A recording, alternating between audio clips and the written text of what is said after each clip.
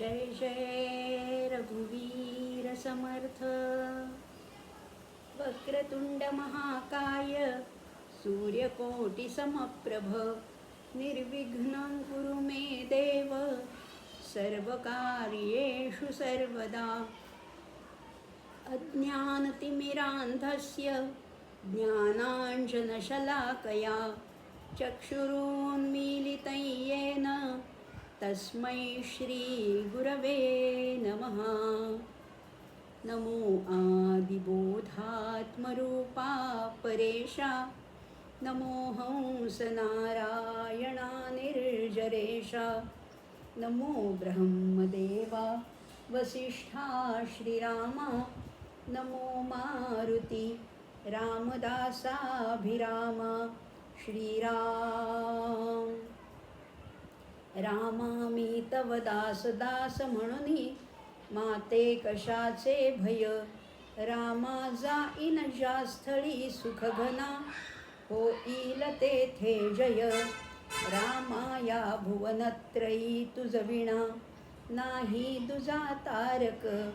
रामा तू सकलार्थ पूर्ण करिसी तू तात मी बालक श्रीराम। सह्याद्री गिरीचा विभाग विलसे मंदार शृंगापरी नामे सज्जन जो नृपे वसविला श्री उर्वशीचे तिरी। साकेताधिपती कपी भगवती हे देव ज्याचे शिरी तेथे जागृत रामदास विलसे जो या जना उद्धरी श्रीराम। जय जय रघुवीर समर्थ। असं सर्वांना वंदन केलेलं आहे। विघ्नहर्त्या गजाननाला, सद्गुरूंना, ही संपूर्ण परंपरा जी आहे, नमो आदि बोधात्मरूपा परेशा परब्रह्माला वंदन केलेलं आहे। प्रभू रामचंद्र समर्थांचं जे आराध्य दैवत आहे प्रभू रामचंद्र, त्यांनाही वंदन केलेलं आहे। आणि शेवटचं जे वंदन आहे ते सज्जन गडाला वंदन केलेलं आहे। ज्या सज्जन गडावर समर्थांचा वास होता आणि आजही त्यांच्या खुणा तिथे सापडतात, आजही तिथे आहेत अशी भाविकांची श्रद्धा आहे। अशा सज्जन गडालाही वंदन केलेलं आहे। आणि श्री समर्थ हे ज्यांचे गुरु आहेत अशा शिवरायांचा सुद्धा आज राज्याभिषेक दिन आहे। शिवरायांनाही वंदन करूया आणि आपण या आजच्या आत्माराम या भागाला प्रारंभ करत आहोत। समर्थांच्या प्रस्थान त्रयीमधला अद्वैत निरूपणाचा हा चिमुकला ग्रंथ आहे। म्हटलं तर 183 ओव्या आहेत, 5च समास आहेत, पण आशय गर्भ आहे, अतिशय क्लिष्ट आहे, गहन आहे, समजायला कठीण आहे।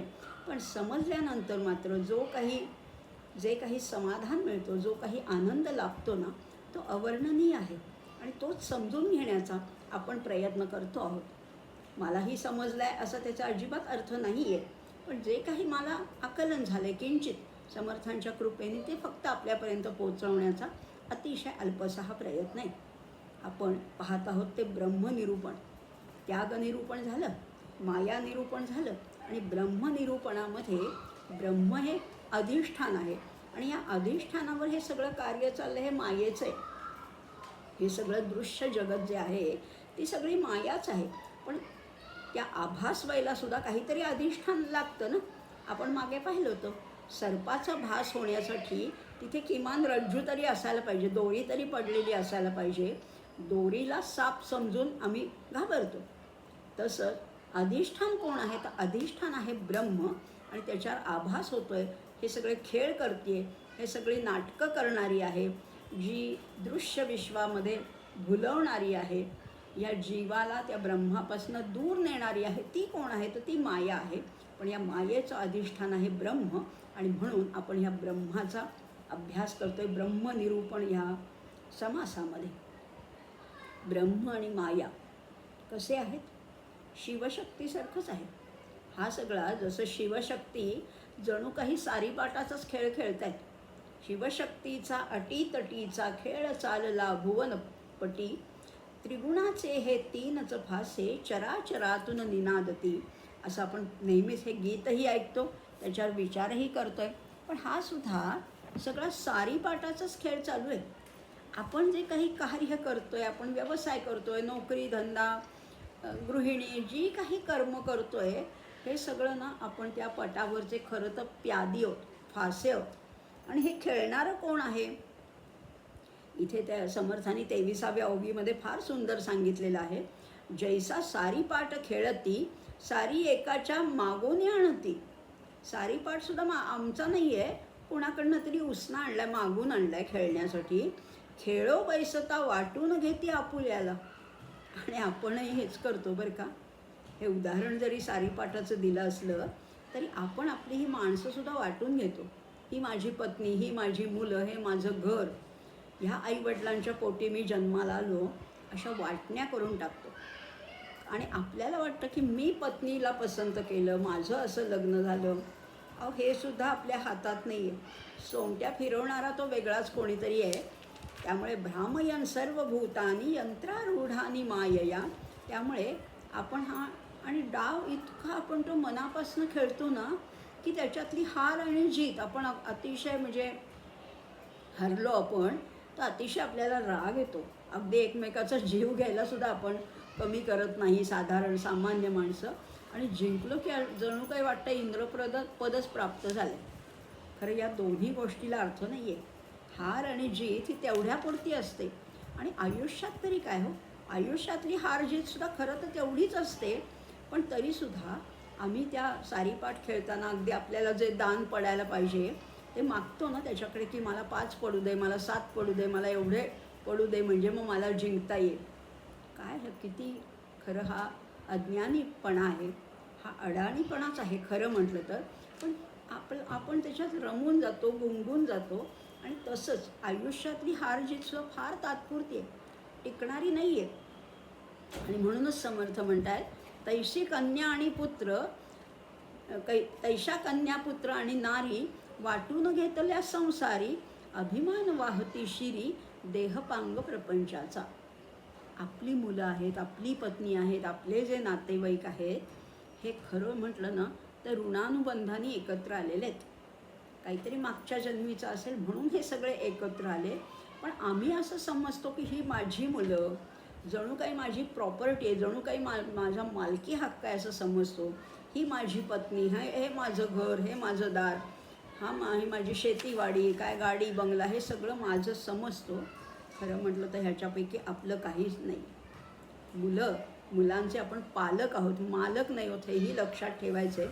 त्यांना काही वर्ष 18 वर्षापर्यंत फक्त घडवण्याचं काम आपल्याकडे ट्रस्टी म्हणून सोपवलेलं आहे. आपण विश्वस्त आहोत. ती एकदा मोठी झाली, त्यांना उत्तम संस्कार दिले, उत्तम शिक्षण दिलं की त्यांची ती वेगळी होतात. आणि ते तशी वेगळी झाली पाहिजे, त्याच्यातही गुंतून पडायचं नाही आहे. असे आपण मागच्या वेळेला 26 श्लोक पाहिले होते, 26 ओव्या पाहिल्या होत्या. आता ह्याच्या पुढच्या बघूया. आता 36 ओव्या आहेत एकूण ह्या समासामध्ये, ब्रह्मनिरूपण ह्या समासामध्ये आहेत 36 ओव्या, म्हणजे 10च राहिलेल्या आहेत. पण बघूया या भागात होत आहेत का आपल्याला अट्टाहास करायचा नाही, दुराग्रह धरायचा नाही, या पूर्ण करण्याचा अगदी आटापिटा पण करायचा नाही. पण बघूया अर्थ समजत आपण पुढे चाललेलो आहोत, त्याच्यामध्ये कितपत आपल्याला अर्थ याचा जाणून घेता येतोय हेही बघूया. ही माया कशी आहे? 27व्या ओवीमध्ये समर्थ म्हणतात एवम इतुकी वेढा लाविली, ते माया खेळे खेळली, ते मायेनेच वारिली पाहिजे माया. पुढे म्हटलेले ते माया तोडिता अधिक जडे, म्हणून धरिती ते वेडे, धरिता सोडिता न ते नातुडे, वर्म कळल्या वाचुनी. ही माया कशी आहे बघा. संसारात गुंतवणारी, गुरफटवणारी, अडकवणारी कोण आहे? मायाच आहे. आणि ही माया सगळे खेळ खेळत असते. मायेनेच हा खेळ उत्पन्न केला आहे हे अधिक कळायला पाहिजे. आणि हे कळणं म्हणजेच आहे खरं तर ज्ञान. माया कशी आहे? अनंत परमात्म्याची ती अनंत शक्ती आहे. सगळा खेळ चालला आहे ना, हा तिचाच खेळ चाललेला आहे. ती जसे फासे टाकते, ती जसं तुम्हाला हलवते तसे तुम्ही हलताय. कठपुतळीचा खेळ असतो ना, सूत्रधार कोणी वेगळाच असतो. त्या राजा असतो, राणी असते, शत्रू असतो, आणि कोणीतरी आक्रमण होतं, लढाई होते, शिपाई असतात. हे सगळं तात्पुरतंच आहे. खेळवणारा वेगळाच कोणीतरी आहे. मग माया तशीच आहे.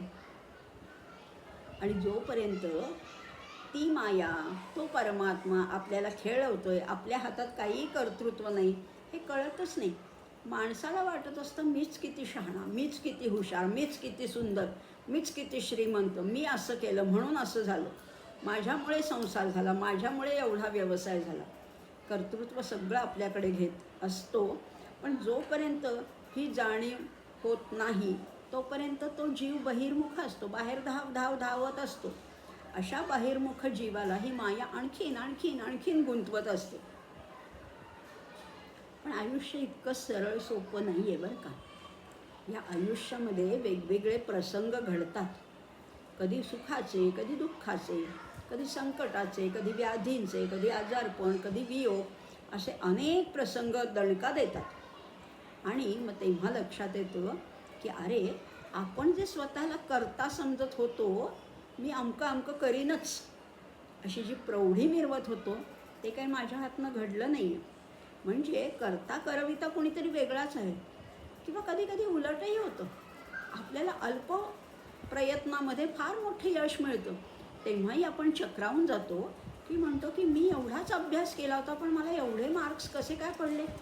व्यवसाय उभा करण्यासाठी मी फारच थोडे कष्ट घेतले होते, पण एवढं प्रचंड यश मला कसं मिळालं. अगदी खेळाडू असो, विद्यार्थी असो, व्यावसायिक असो, नोकरीदार असो, कधी कधी अनपेक्षित यश मिळतं. तेव्हाही ही जाणीव होते की अरे, करता कोणीतरी वेगळाच आहे.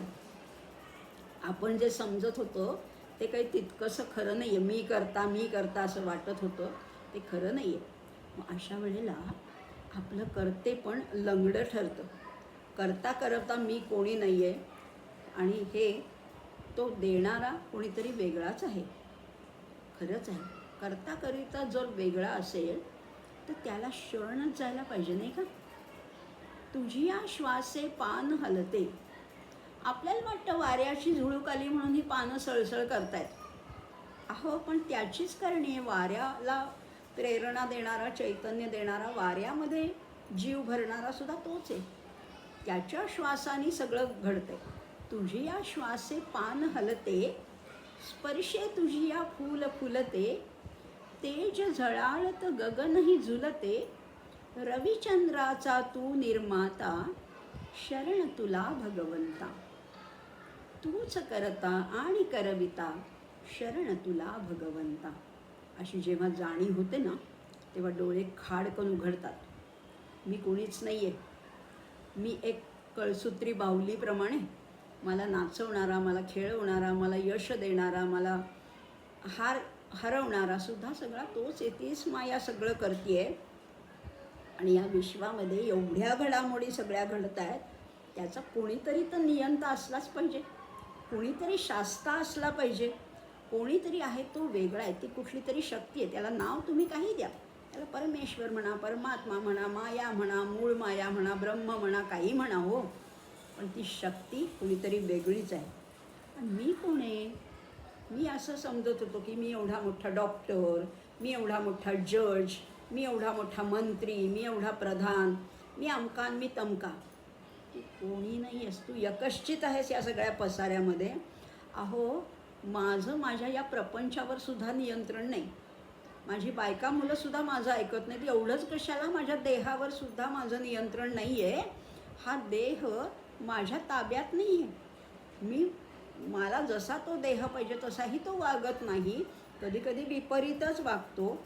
एवढं जर माझ्या ताब्यात काहीच नाही आहे, तर हे अनाकलनीय, अकल्पित, अनपेक्षित प्रसंग माझ्या आयुष्यात येतात तरी कसे. आणि जे येतात त्याचं काही कार्यकारणभावसुद्धा मला समजत नाही. कधी अफाट यश मिळतं आणि कधी प्रयत्न करूनसुद्धा मला खाली घसरावं लागतं. मग हे घडवणारा कोणीतरी वेगळाच आहे.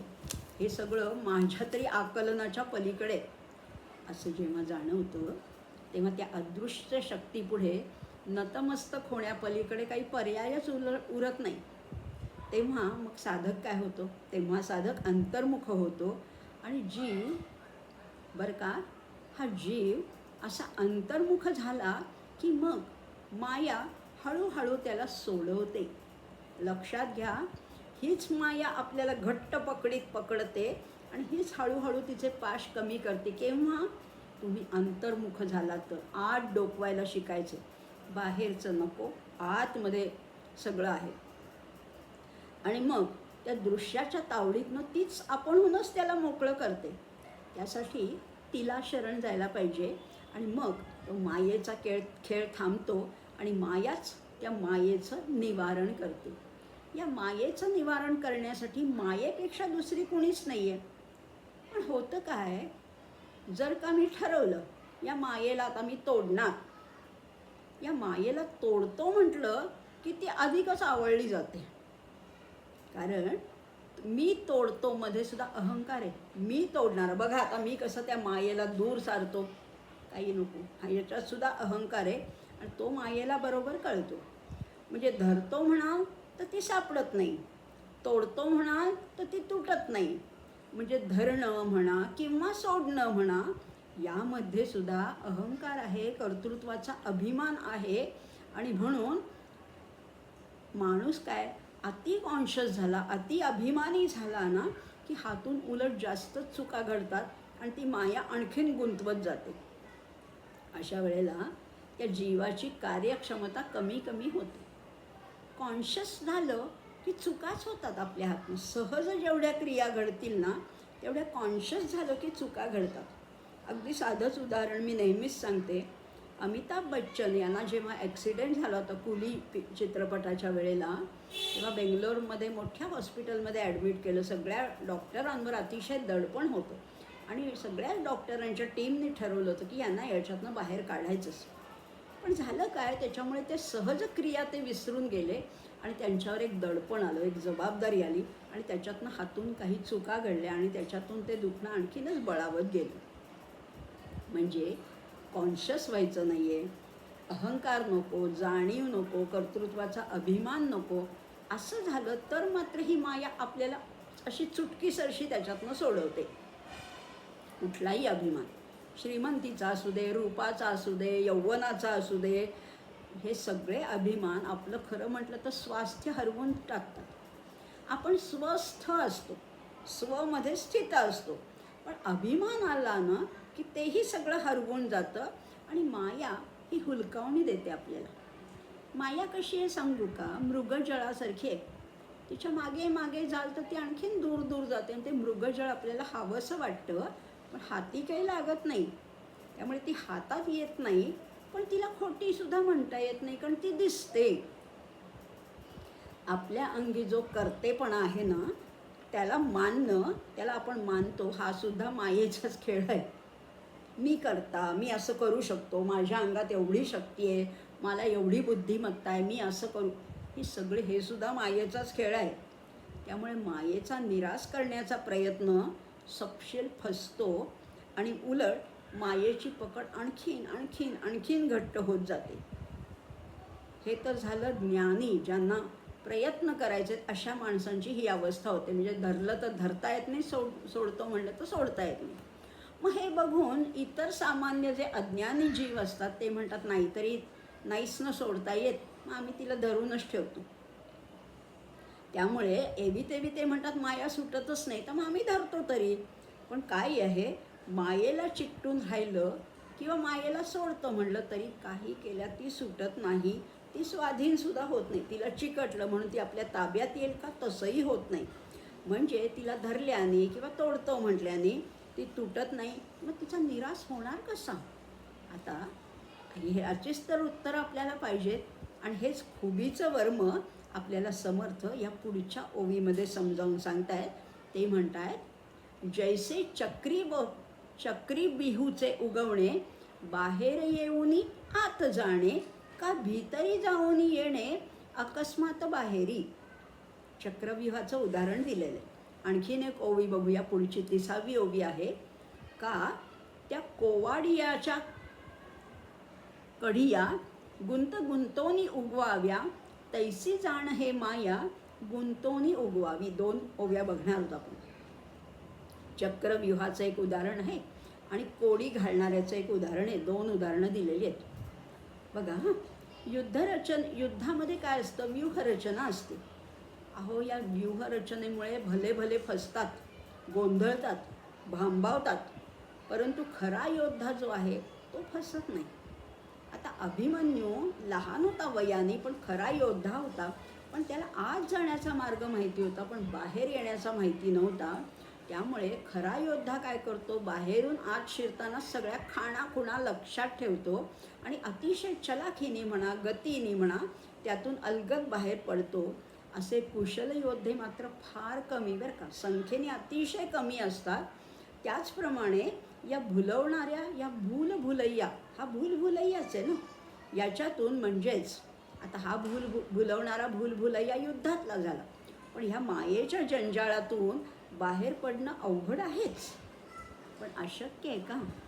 अशक्य नाही आहे.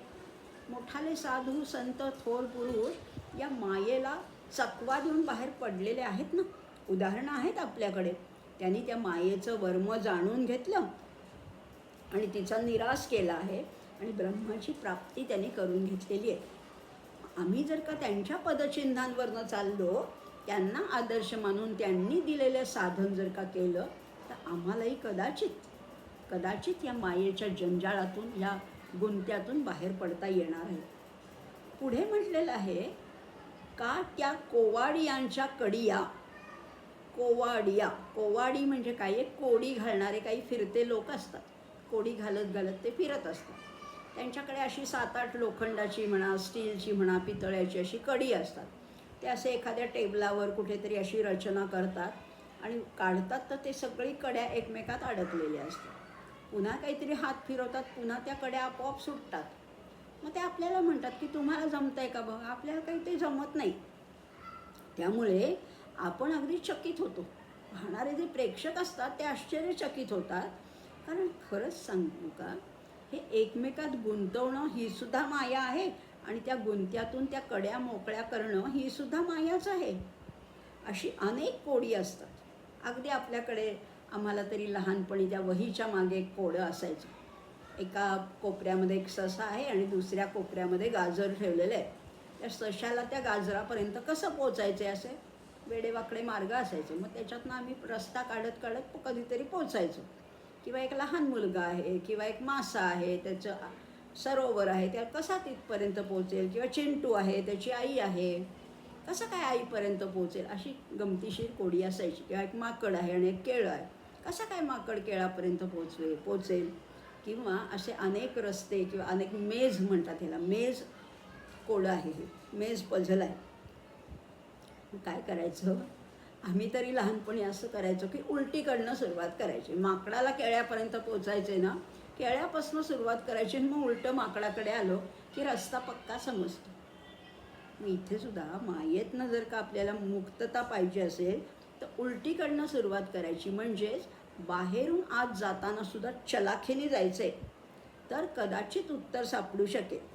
म्हणजे ही कोडी एकमेकातनं मोकळी करण्यासाठी ती आधीच आपणच अडकवून पाहिजेत आणि अडकवताच कदाचित त्याच्यातली टॅक्ट कळते, त्याच्यातलं जे मर्म असतं ते कळतं आणि मग त्याची खुबी सापडली की मग सहज जमायला लागतं.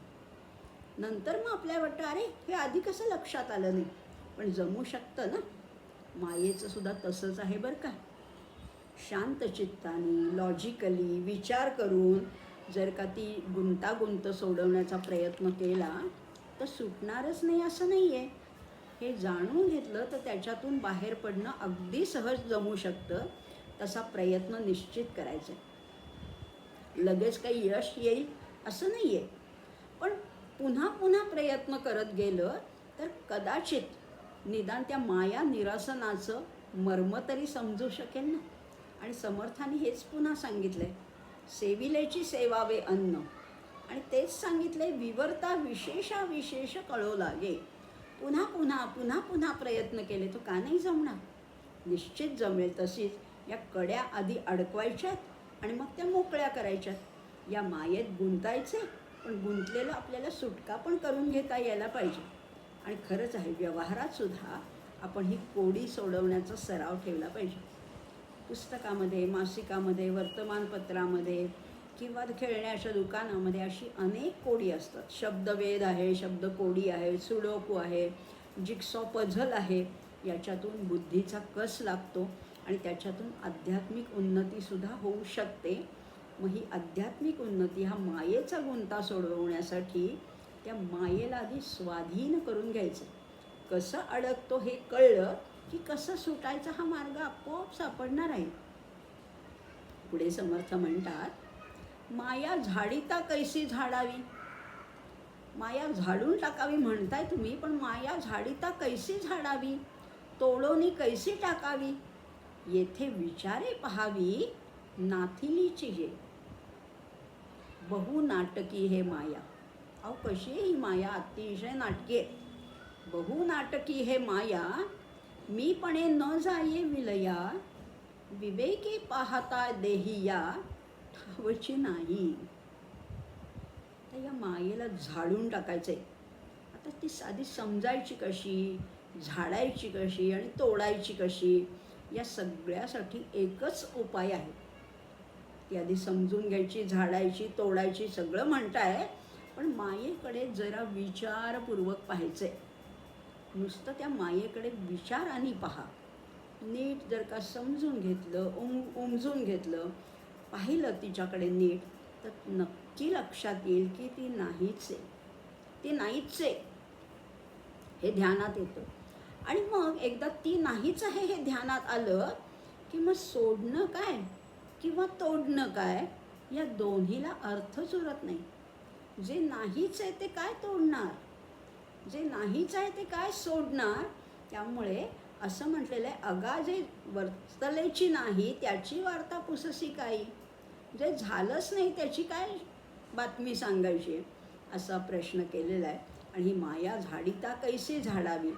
आणि खरंच आहे, जे नाही त्याला अस्तित्वच नाही आहे आणि जे आहे त्याला कधीही अभाव नाही आहे. ब्रह्म हे सत्तत्व आहे, कायम अस्तित्व आहे. असतची असे असं ते ब्रह्म आहे. आणि माया कशी आहे, नाहीच आहे. नाहीच आहे, ती असत आहे, तिला अस्तित्वच नाही आहे. ती कशी आहे आपण मागे पाहिलं तो प्रतीती मात्र सत्ता आहे तिला. जेवढी प्रत्ययाला येते, जेवढी दिसते, जेवढी जाणवते तेवढीच माया आहे. तिला कायमचं चिरंतन असं अस्तित्व नाही आहे. ती संपणारी आहे. गीता सांगते, नासतो विद्यते भावो ना भावो विद्यते सतः, उभयोरपि दृष्टोऽन्तः त्वनयोस्तत्त्वदर्शिभिः. न असत असतो विद्यते भावो. असत गोष्टीला कधीही भाव नसतो, अस्तित्वच नसतं. आणि सत गोष्टीचा कधीही अभाव नसतो. हे तत्त्व ज्यांनी जाणलेलं आहे त्यांना सगळंच समजलेलं आहे. तेच इथे सांगितलं आहे. बघा, जे नाहीच आहे, जी माया नाहीच आहे, तिचं बंधन आहे असं म्हणणं तरी कितपत योग्य आहे हो. ते सुद्धा चुकीचंच आहे. कारण बंधनच जर का खोटं असेल तर त्याच्यासाठी प्रयत्न तरी काय करणार. बंधन हे खोटंच असतं खरं म्हटलं तर. आम्ही ज्याला बंधन मानतो ते वस्तुतः बंधनच नाही आहे. एका व्यापाऱ्याची कथा सांगतात बरं का.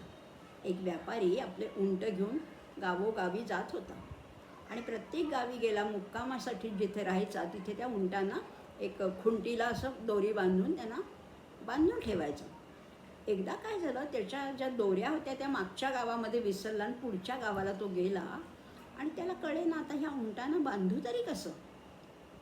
तेव्हा तिथल्याच एका माणसाला त्यांनी विचारलं की ह्याला बांधायचे हो, पण दोऱ्या नाही आहेत, तुमच्याकडे दोऱ्या आहेत का. त्या माणसाने फार सुंदर उपाय सांगितला. ते म्हणला, वस्तुतः दोऱ्यांची गरजच नाही आहे. तुम्ही काय करा, अशी ती खुंटी ठोका, त्याला दोरी गुंडाळल्याचा अभिनय करा आणि तीच दोरी त्या उंटांच्या पायाला बांधा. म्हणजे मग त्यांना बांधलं असं कळेल आणि ते कुठेही जाणार नाही. आणि खरोखरच त्या व्यापाऱ्याने तसंच केलं. त्या उंटांना नुसतं बांधल्याचं ॲक्टिंग केलं, नाटक केलं आणि तो अगदी गाढ झोपला. दुसऱ्या दिवशी म्हणला, चला उंटांनो चला. उंट काही हालायलाच तयार नाही. तेव्हा तो माणूस म्हणला की अहो त्यांच्या दोऱ्या सोडा ना. व्यापारी म्हणला, अहो बांधलंय कुठे, आपण खोटं नाटक असतं केलं तर झालं काम त्याचं, आता चला. ते म्हणले तसं नाही, त्या जशा बांधल्या तसं सोडण्याचं सुद्धा नाटक करायला पाहिजे. आणि कारण या दोऱ्या बांधणं हे उंटांच्या मनाने घेतलं होतं. बांधणं काय आणि सोडणं काय, आपली तरी काही वेगळी अवस्था नाही आहे. आपण बंधन मानतो म्हणून बंधनात पडतो. वस्तुतः आपण मुक्तच होत, आपल्याला बांधणारं कोणीच नाही आहे. त्यामुळे आपल्याला खरं म्हटलं तर सोडवण्यासाठी प्रयत्न करावे लागतात, हेच तर मुळी चूक आहे. आणि त्यामुळे प्रपंच आपल्याला धरून ठेवत नसतो, तर आपणच प्रपंचाला धरून ठेवलेलं आहे. आपणच, माझं घर, माझी मुलं, माझी बायको, असं आपणच पकडून ठेवलेलं आहे. त्याचप्रमाणे ही माया धरते, मला माया अडकवते, माया गुंतवते, माया जाऊ देत नाही असं म्हणणं हेच मुळी चूक आहे. कारण ती नाहीच आहे, मायेला अस्तित्वच नाही आहे. आणि हेच विचाराने समजून घेणं म्हणजे सुद्धा मायाच आहे. आता ही माया कशी आहे, अतिशय नाटकी आहे बरं का, एक नंबरची नाटकी आहे. ती नाना प्रकारचे वेश घेते, नाना प्रकारची भाषा बोलते. कधी व्यवसाय हा मायेचं रूप घेतो, नोकरी आहे, प्रपंच आहे, अगदी कोर्ट कचेऱ्या आहेत.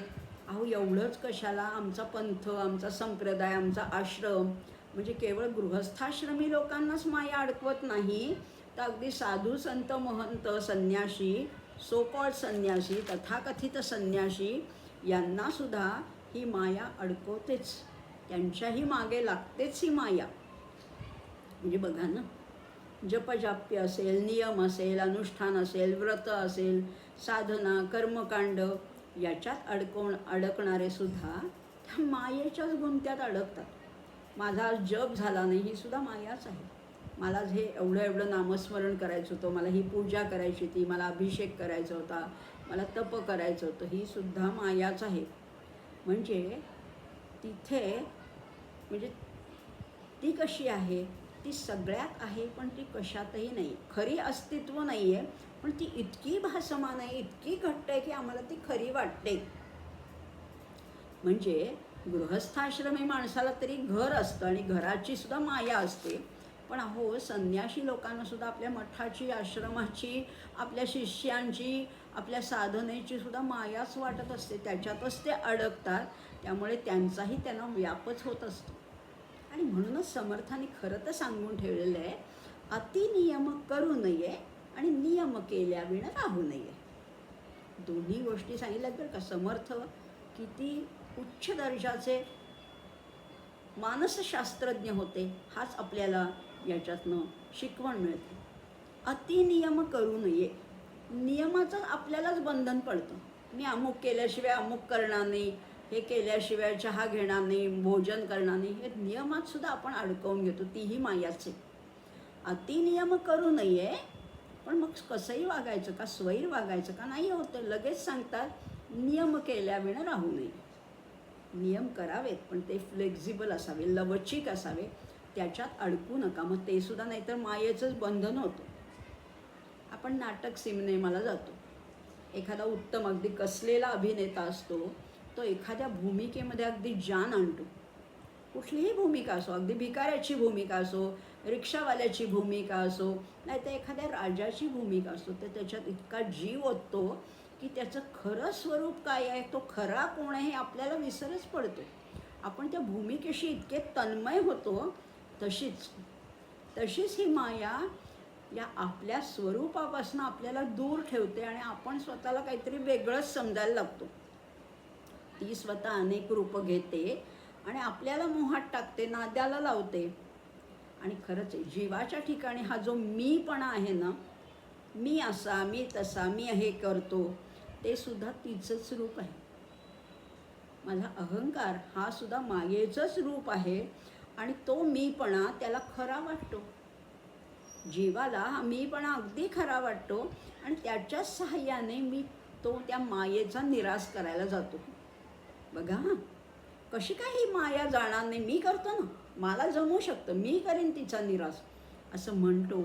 पण गंमत काय होते, हा जो अहंकार आहे ना, हा जो कर्तृत्वाचा अभिमान आहे, तो आधी मायेला फितूर होतो, मायेच्या बाजूनीच जातो. आणि तुम्ही जेवढा निराश करायला जाल तेवढे तुम्ही आणखीनच अडकत जाता. अरेच्छा, मग आता करायचं काय?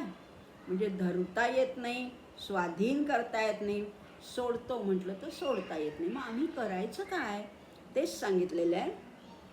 त्यामुळे ही ही माया काय करते, तुम्ही जितकी खटपट कराल तितकी ती तिचे पाश आवळत जाते. वेगवेगळी भुलवणारी ती माया, अति ठगणी म्हटलेलं आहे, फसवणारी अशी ती माया आहे. तिची इतकी रूपं आहेत आणि त्या रूपाने ती सारखी प्रलोभनं दाखवत असते, आपल्याला सारखी भुलवत असते, आपले पाश आणखीन घट्ट करत असते. बरं, समजा विवेकाने जर का त्या मीपणाचा शोध घ्यायला गेलो, की आता हा मीपणाच काढून टाकतो मी, असं जर म्हटलं, तो मीपणा कुठे सापडतो? तो असं शरीरात दडून बसलेला आहे, सापडता सापडत नाही, हाती काही लागत नाही. मग तेव्हा त्या साधकाला पूर्ण कळून चुकतं की आपला मीपणासुद्धा भ्रामक आहे, तो सुद्धा फसवा आहे, तात्पुरता आहे, केवळ दर्शनी आहे. परंतु जो, बघा आता लक्षात घ्या, तो मायेच्या कचाट्यात असा काही अडकून जातो की बाहेर पडणं मुश्किल होऊन जातं. चक्रव्यूहातल्यासारखं त्याची गोष्ट होते, किंवा ते कोवाडियांच्या कड्यासारखं तो गुंततच जातो. मग काय करायचं हो? या मायेतनं बाहेर पडण्यासाठी आम्हाला काहीतरी उपाय सांगा, काहीतरी मार्ग सांगा. नाहीच आहे का मार्ग? आहे अहो. समर्थाने याच्यासाठी तर आत्माराम सांगितला आहे, त्यांनी त्यांच्या शिष्याला सांगितलं आहे. पण आपण कोण आहोत? आपण त्यांचे शिष्य, त्यामुळे आपण त्याचा फायदा घ्यायचा. त्यांनी जरी शिष्याला सांगितलं असलं तरी आपण त्याच्यातनं बोध घ्यायचा आहे. आपण आपल्यामध्ये सुधारणा करायची, आपण साधना करायची आणि हळूहळू त्या मायेतनं अलगद बाहेर पडायचं. समर्थ पुढे म्हणतात 33व्या ओवीमध्ये, वर्म हेची माया माईक, याचा करावा विवेक. विवेक केलिया अनेक, येकी मुरे. फार सुंदर सांगितलंय. येकी अनेक हाटले, 34वी ओवी आहे. येकी अनेक आटले, एकपण अनेकासवे गेले, उपरी जे निसंग उरले, तेची स्वरूप तुझे. आता अगदी शेवटच्या टप्प्यापर्यंत आलेलो आहेत आपण, शेवटचा मुक्काम आपल्याला आता गाठायचे. काय म्हणतात समर्थ? वर्म हेची माया माईक. माया मिथ्या आहे, माया भासमय आहे, माया तात्पुरती आहे, हेच तिच्याबद्दलचं वर्म आहे. हे कळलं ना, हेच तर वर्म, हेच तर जाणून घ्यायचंय. पण हे वर्म शाब्दिक कळलं, आता त्या वर्माचा खोल विचार करायचा आहे. आणि अशा विवेकाने जर का समजायला लागतं की हा जो अनेकपणा आहे ना, या सृष्टीमध्ये किती वैविध्य आहे, किती विविधता आहे, किती नटली ही वसुंधरा, बहुरत्ना वसुंधरा नटलेली आहे. प्रत्येक पान वेगळं, प्रत्येक फूल वेगळं, प्रत्येक प्राणी वेगळा, प्रत्येकाला वेगळं काहीतरी दिलेलं आहे. वाघसिंहांना चमकणारे डोळे दिलेले आहेत, खेकड्याला वाकडे पाय दिलेले आहेत, करवंदाला चीक दिलेला आहे, आळूला खास दिलेली आहे, माणसाला विवेक दिलेला आहे, प्रत्येकाला दिलं आहे. कुणी दिलं आहोत? त्यांनी दिलेलं आहे. तो आहे ना, त्यांनी प्रत्येकासाठी. आणि इतकी विविधता आहे, एकासारखा दुसरा प्राणी नाही. अहो, माणसांचे किती प्रकार आहेत, एका माणसासारखा दुसरा प्राणी नाही आहे. पण हे सगळं करणारा कोण आहे? तो आहे. नागोबाच्या फाण्यावर 10चा आकडा, खेकड्याच्या प्रवासाचा नकाशा वाकडा, करवंदाला चीक आणि आळूलाही खास, कोणी नाही पाहे तरी लाजाळूला लाज, देते कोण? कोण देतं हो? तोच आहे. ही सगळी विविध रंगी सृष्टी जी दिसतीये ती एकाच अधिष्ठानावर निर्माण केलेली आहे त्या मायेनी. आता हे कळलं ना, त्यामुळे हा जो अनेकपणा आहे, जे नानात्व आहे, हे वैविध्य आहे, त्यामागे काय आहे? तर एकच आत्मस्वरूप आहे, फक्त एक आहे. या एकाचीच ही वीण आहे. वीण म्हणजे वाढ झालेली आहे, वंश वाढलेला आहे, तो त्या एकाचाच हा सगळा वंश वाढलेला आहे. मग आता एकापर्यंत जायचं आहे. कसं जायचं? विवेक प्रलयानी ही बहुरंगी बहुढंगी माया त्या एका आत्मस्वरूपात विलीन करून टाकायची. हे नानात्व आहे ना, ही फुलं, पानं, फळं, प्राणी, पशु, पक्षी, मासे, माणसं, हे सगळं जे आहे ना, अगदी पंचमहाभूत हे सगळं जे आहे ना ते दिसतंय वेगळं. बघा ना, अगदी आपण या भारतातला जरी विचार केला तरी महाराष्ट्रीयन वेगळी, पंजाबी माणसं वेगळी, गुजराती वेगळी, साऊथ इंडियन वेगळी, काश्मीरी वेगळी, ओरिसाची वेगळी. म्हणजे एकाच देशामध्ये इतकी विविधता आहे. मग जगामध्ये तर किती असतील. युरोपियन वेगळे, अमेरिकन वेगळे, ऑस्ट्रेलियन वेगळे, न्यूझीलंडचे वेगळे, आफ्रिकेचे वेगळे. माणसांचे किती प्रकार, झाडांचे किती प्रकार, मातीचे किती प्रकार, पाण्याचे किती प्रकार, समुद्राचे किती प्रकार. अहो केवढे प्रकार आहेत. पण या सगळ्याचं अधिष्ठान मात्र एकच आहे. तो एकच आहे. आत्मस्वरूप आहे ते मात्र एकच आहे. मग ते विवेकाने प्रलय करायचे. प्रलय म्हणजे लीन करून टाकायचे. विवेकाने विचार करत करत आपल्याला सोर्सपर्यंत जायचे. कुठलीही वस्तू घ्या, समजा ही वही आहे, समजा हा रुमाल आहे, बरं का, आता हा रुमाल आहे, याच्याकडनं आपल्याला कुठे जायचं आहे. कशाचा बनला आहे हा. कापडाचा आहे, धाग्याचा आहे, कापसाचा बनलेला आहे. कापूस कशापासून बनलेला आहे. कापूस त्या कपाशीच्या झाडापासून, त्याच्या बोंडातनं कापूस निघालेला आहे. मग कपाशीचं झाड कशापासून बनलेलं आहे. पंचमहाभूत. तिथे माती आहे, पाणी आहे, ऊन आहे, वारा आहे आणि पोकळी आहे, सगळंच आहे. याच्यापासून ते कपाशीचं झाड बनलेलं आहे. मग पंचमहाभूत कशापासून बनली आहेत. अहो त्या मायेपासून. मग असं करत करत मागे मागे गेलं तर पोचणार कुठे आहात. एका परब्रह्मापर्यंत, एका आत्मस्वरूपापर्यंत.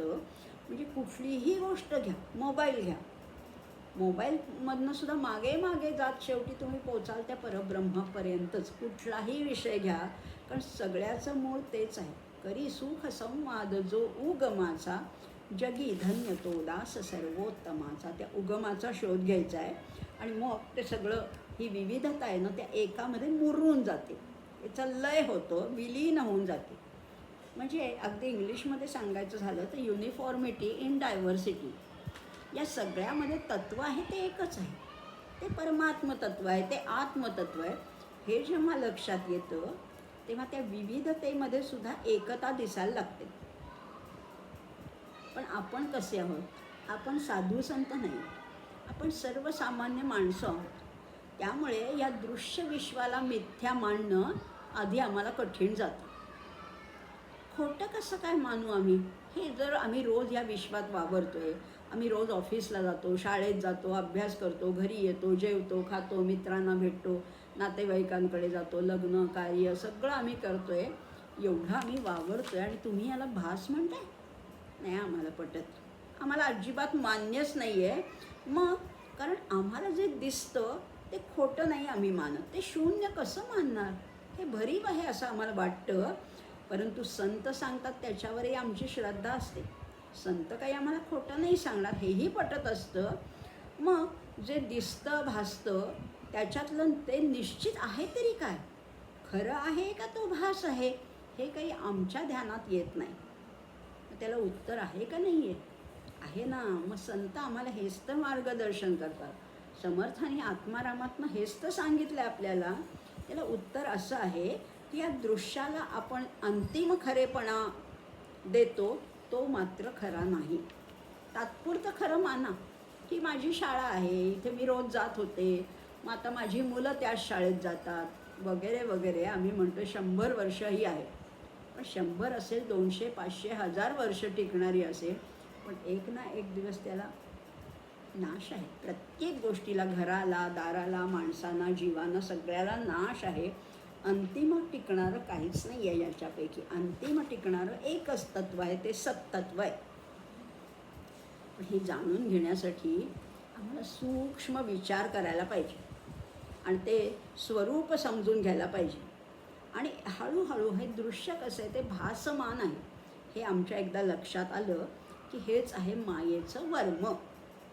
बघा थोडं कठीण आहे, पण परत परत विचार करून आपण समजून घेऊया की ह्याला अंतिम सत्यत्व नाही. अंतिम 1000, 2000, 5000 वर्षांनी हे टिकणार आहे का.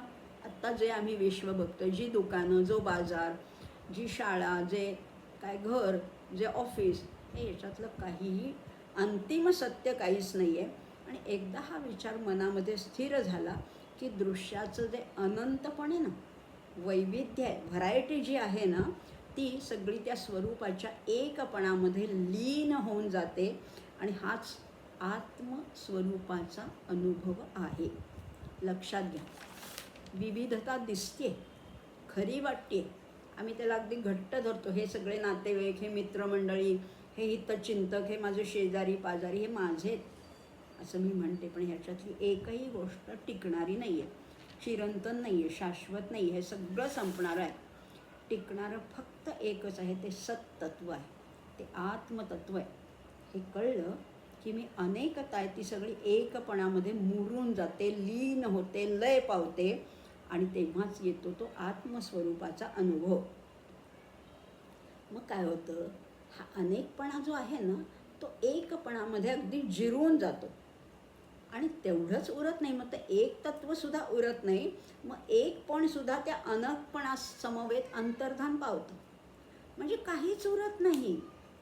एक आणि अनेक, अनेकपणा त्या एकपणाने मध्ये मुरला की अनेकपणा संपतो, तसा एकपणासुद्धा संपून जातो आणि जे उरतं ते फक्त आत्मस्वरूप. आणि तेच तुझं स्वरूप आहे असं समज. काय म्हणतात समर्थ बघूया परत त्या ओबीकडे. एकी अनेक आटले, आटून गेले, एकपण अनेकासवे गेले. ते अनेक जसे गेले तसं एकपण पण गेलं. उपरी जे निस्संग उरले, आता एकच उरलं आहे ते म्हणजे निस्संग, त्याला कशाचा स्पर्श नाही, संग नाही, आणि तेची स्वरूप तुझे, तेच तुझं स्वरूप आहे. हे शिष्या तू लक्षात घे बरं का, असं समर्थ त्या शिष्याला सांगतायत. आता बघा ना, एक आणि अनेक या कल्पनासुद्धा सापेक्ष आहेत. एक आणि अनेक, अन म्हणजे एक नाही, ते अनेक. ज्या एकातून ते अनेक पण बाहेर येते त्याच्यामध्ये पुन्हा ते विलीन झालं की उरतं ते एकटं एक तत्व, तेच आहे परमात्म तत्व. जिथून उत्पन्न झालं तिथेच पुन्हा जाऊन मिळणार आहे. बघा हां, अगदी दासबोधामध्ये समर्थांनी जशी उभारणी सांगितली, या विश्वाची उभारणी कशी झाली, त्याच्या उलट क्रमाने त्याची संहारणी होते. उभारणीचा जसा क्रम आहे त्याच्या बरोबर उलट क्रम संहारणीचा आहे. किंवा आमचे योगी अरविंदसुद्धा म्हणतात, एक आहे ते अवरोहण आहे, अवतरण आहे. परमात्मतत्वाचं, त्या आत्मतत्वाचं अवरोहण आहे. आणि मग पुढे त्या अवरोहणातून पुन्हा आरोहण करायचे, पुन्हा वर जायचे, पुन्हा खाली. आणि म्हणून त्यांचं सिम्बॉल आहे ते 2 त्रिकोण आहेत. एक उलटा त्रिकोण आहे आणि एक सरळ त्रिकोण आहे. एक आरोहणाचं आणि एक अवरोहणाचं प्रतीक आहे. मग आता ह्या सगळ्यातनं उरतं ते एकच आणि ते निस्संग आहे. त्याला एकसुद्धा म्हणता येणार नाही. त्याला एक म्हणणं हा सुद्धा त्याचा अपमान आहे. आणि म्हणून त्याला म्हटलेलं आहे एकमेवा द्वितीय, अद्वितीय, जिथे दोनपणा नाहीच. म्हणून वेदांत त्याला एक नाही म्हणत, एकमेव अद्वितीय म्हटलेलं आहे. त्याला उपमाच नाही आहे, त्याला जोडीच नाही आहे, ते एकुलतं एक आहे. पण हेही म्हणणं योग्य नाही हो. अहो शब्दात त्याला बांधताच येत नाही. एक म्हणणं हा सुद्धा अपमानच आहे त्याचा. म्हणजे बघा ना, एकदा एक असं पती पत्नी फिरायला चालले होते आणि त्यांना कोणीतरी त्यांचे परिचित भेटले. तेव्हा पतीनीच समजा त्या पत्नीची ओळख करून दिली की ही माझी एक पत्नी आहे. चालेल का? ही माझी एक पत्नी आहे. बरोबर वाटते ऐकायला? अहो पत्नी एकच असायला पाहिजे. एक आहे असं म्हटल्यावर एक संशय येतो मनामध्ये. एक पत्नी आहे म्हणजे दुसरी कोणीतरी आहे का काय असा संशय येतो ना मनामध्ये. तसं नाही आहे. इथे सुद्धा त्याला एक म्हणणं हे सुद्धा त्याला कमीपणा आणण्यासारखं आहे. म्हणून त्याला म्हणायचं म्हणून म्हटलेलं आहे एकमेव अद्वितीय, त्याच्यासारखं दुसरं कोणीच नाही आहे. त्याला उपमा नाही आहे. त्याच्या जवळपाससुद्धा आपण उपमा देताना दोन्हीमध्ये काहीतरी साम्य असतं. नागिणीसारखी वेणी, कुंदकळ्यासारखे दात, चाफेकळीसारखा रंग वगैरे आपण म्हणतो, चंद्रासारखा मुखडा, काहीतरी साम्य असावं लागतं ना. इथे काय याला उपमा द्यायला कुठनं आणणार आहो, शोधून तरी कुठनं आणणार. तुझी न जोडी तुझं कोण मोडी असं विनोबा म्हणतात. त्याला जोडीच नाही आहे. त्याच्या आसपाससुद्धा कोणाला फिरकता येणार नाही. तर त्याला मोडण्याचा प्रश्नच येत नाही आहे. तो एकमेव अद्वितीय असं ते परमतत्व आहे आणि तो निस्संग आहे, संबंधरहित आहे. आणि ते असं जे आत्मस्वरूप आहे तेच तुझंही खरं स्वरूप आहे. शिष्या, तू हे वर्म जाणून घे. एक म्हणण्यासाठी आधी दोनची जाणीव असावी लागते.